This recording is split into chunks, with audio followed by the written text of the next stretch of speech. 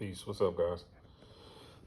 So, uh, I'm in Miami. I'm sitting in my room reading, studying. Check out my view. My hotel. It's beautiful out here. But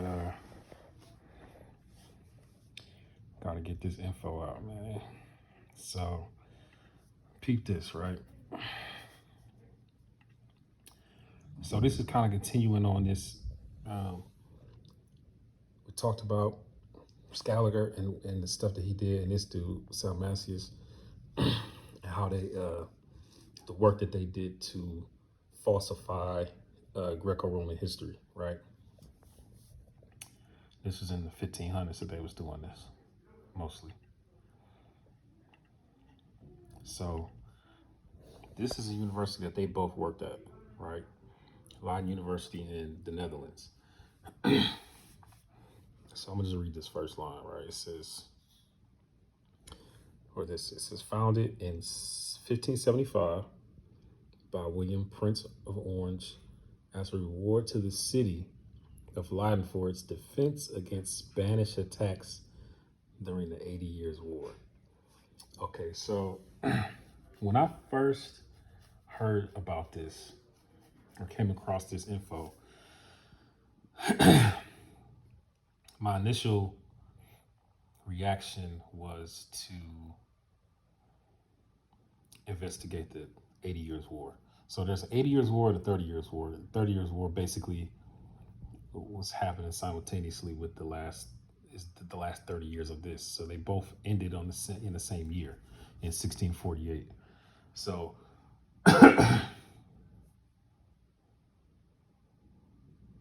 or actually, hold on, that might not be true.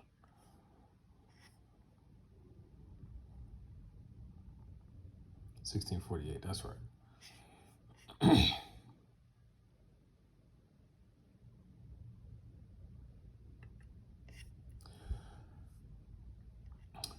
So it prompted me to find out more about this.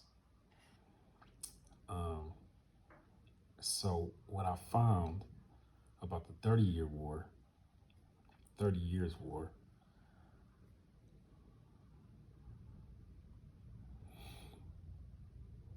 basically what we know about the landscape in Europe during this time is totally backwards. So I found this website, this one right here. It's called realhistoryww.com.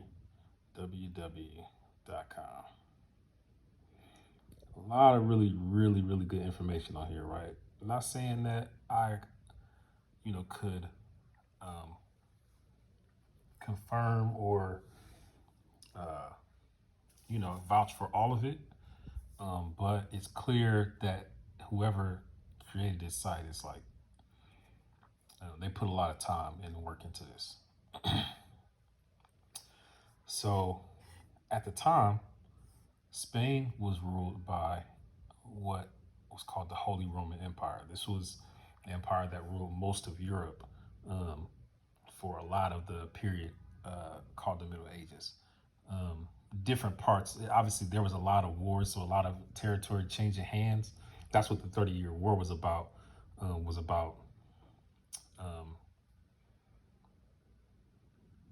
The Netherlands, the Dutch, and some others getting basically independence from the Holy Roman Empire. So, whoops, that's not the tab I want. So I'm scrolling through this site and I'm coming across a bunch of stuff. And one of the things I come across is, oh my God, I got so many tabs open. Hold on. Oh, wait, it's right here. This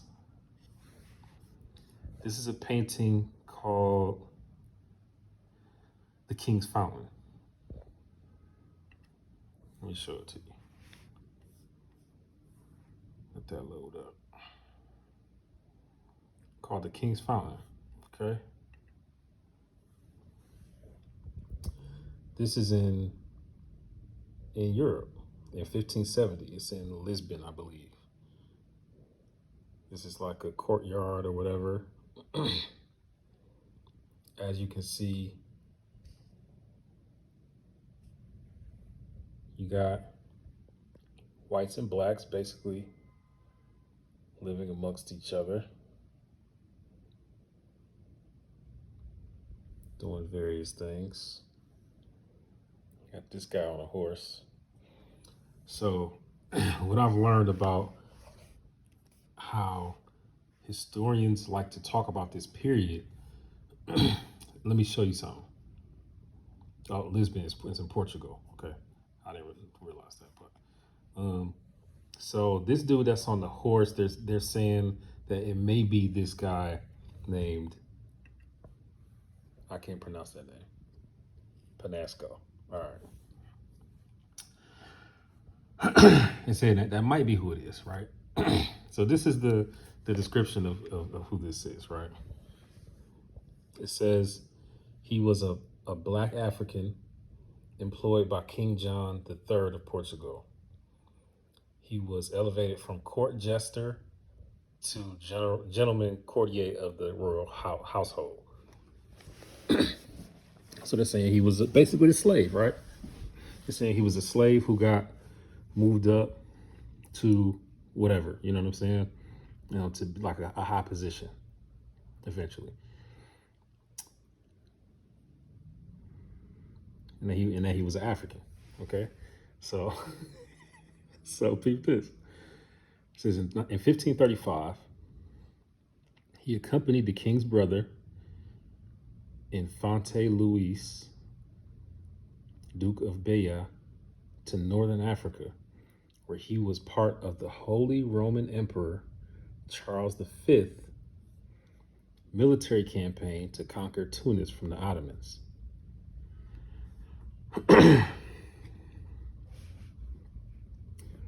Because of course, right, if you got black people in Europe in the 1500s, they have to be slaves, or they all came from Africa, right? So I'm scrolling through the site, scrolling, and I come across something about this guy right here.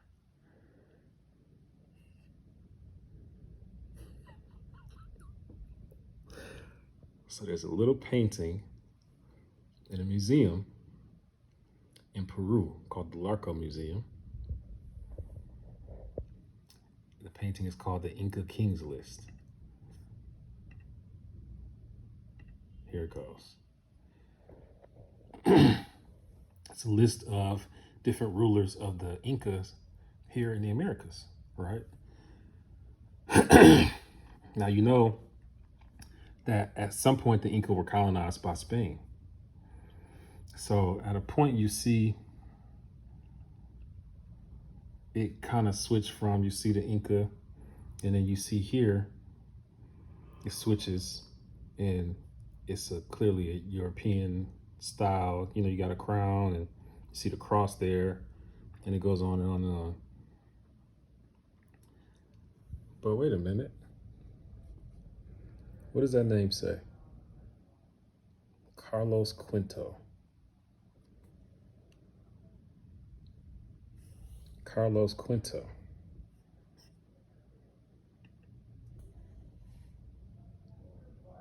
Charles V.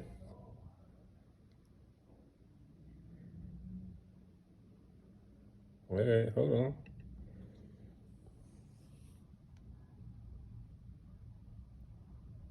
This is Charles V. So my question is,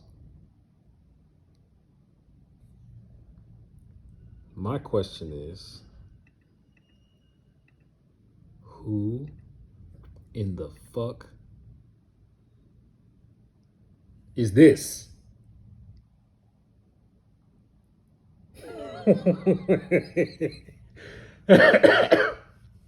Huh? Who is this?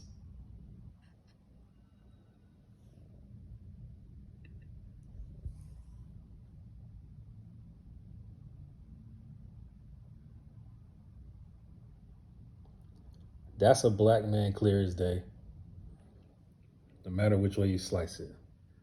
So who is this?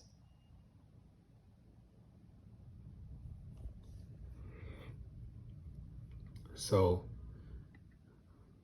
of course, I they even got a black Jesus on here.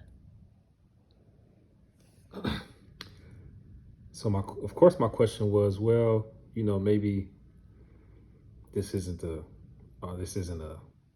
authentic. Maybe this is a fake. Right?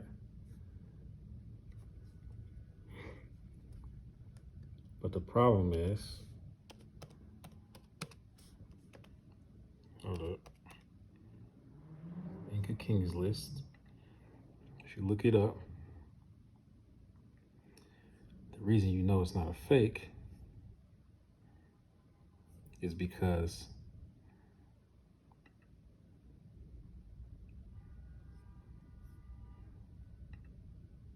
geez, if I could find it, there we go. They already have a fake. This is the fake. This is the white knives version. The white Jesus. Now all the Incas look racially ambiguous somewhat. They could be Native Americans, quote unquote, which are Asians, or they could be Mexicans. And then they made Charles basically white, but still they just kind of lightened him up a lot.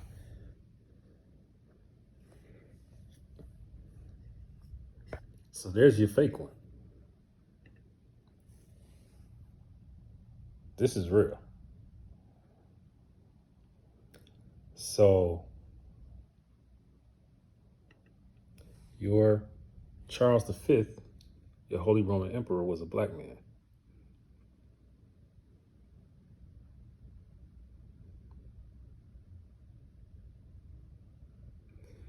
So I'm gonna go deeper into this because if he was black, for whatever circumstances that allowed that image of him to survive, that lets us know that whatever lineage he came from, he came from the House of Habsburg,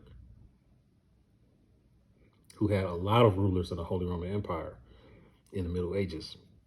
So now we know that line of people was a black family. And even in this you can see it goes on. Philip II, black. Let me zoom in so I can read this. There's another Philip the third, Philip the fourth, Charles Segundo. I don't know what Segundo is. Maybe that's the second. Oh my God. Right? And on and on. Now they do get lightened up on here. Now the reason for that is that what I learned is that a lot of times what they had to do to keep peace with the people around them is they had to intermarry. So a lot of times they would have to take European or like Caucasian women as their wives in order, or to keep peace with like the people around them. These different kingdoms that they were at war with. So how they would do it is they would fight for a while, and then they'd be like, all right, chill, let's come to an agreement. They would create a treaty, and then they would say, all right, bet now your son is gonna get married to my daughter. And so over time, they did like a lot of these dudes were mulattoes until eventually they just were full-blooded Caucasians. That was one of the ways that Europeans, Caucasian Europeans,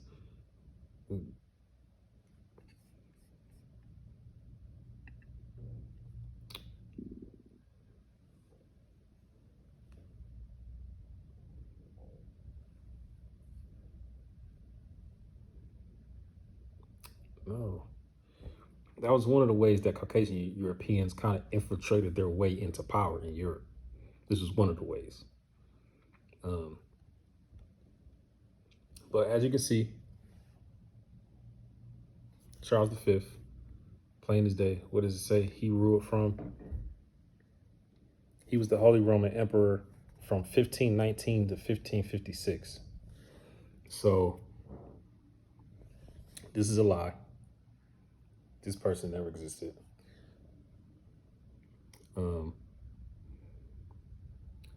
So this is just obviously the tip of the iceberg for us to get started into seeing that everything we know about history is a lie.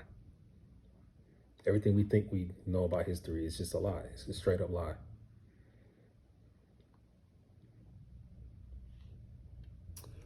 So next thing I'm gonna do is I'm gonna go through Charles V. I'm gonna go through his whole lineage and see, you know, who's there. Obviously, we see all the ones after him already, but now we can look at all the ones before and see, you know, who they were, what they did, what was significant, and see what that means in history and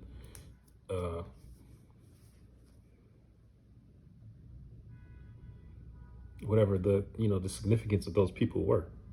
These are black people. This is black history, real black history, not this bullshit they got you doing in February. All right.